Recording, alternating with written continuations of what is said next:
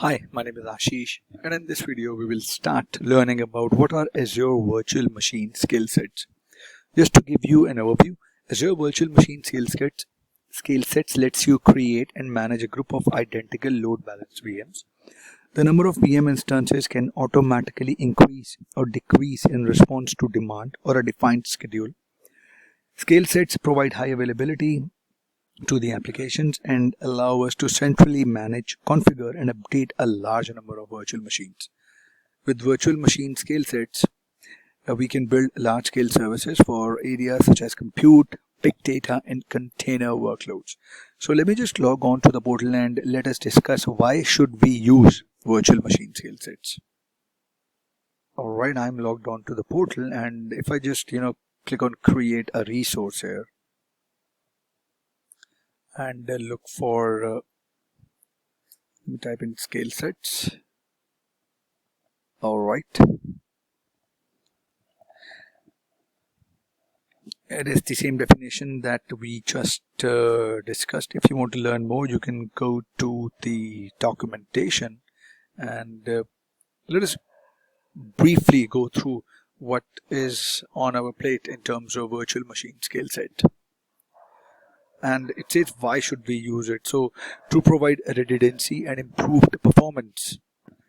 And if you would see it provides the redundancy and improved performance. Applications are typically distributed across multiple instances, and we as a customer may access the application through a load balancer that distributes requests to one of the application instances on the backend.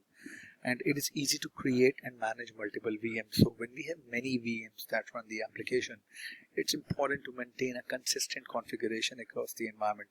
For reliable performances of the application, the VM size, disk configuration, and application installs should be consistent across all the VMs that are running our application. So with skill sets, all the VMs are created from the same base OS image and configuration, and this approach lets the management and of the adaptability of multiple VMs easier. It provides high availability and application resiliency. Skill sets are used to run multiple instances of the application. If one of these VM instances has a problem, customers continue to access the application through other VMs. And in addition to it, it allows us the application to automatically scale as resource demand changes. Let's say, well, if the application demands increases throughout the day or a week, so to match those demands, sales kits can automatically increase the number of VM instances. Like we define auto scaling in Azure Web Apps in Azure VMs to scale up the size, to do the horizontal or to the vertical scaling. By horizontal, it would scale up the size, and by the vertical scaling, it would increase the number of VMs. Right. So in the load balancer or in the Azure Web App and in the virtual machine skill sets, it will minimize the number of unnecessary VM instances that would run the application when the demand is low, and it can automatically increase the number of instances at the back end when the demand is high.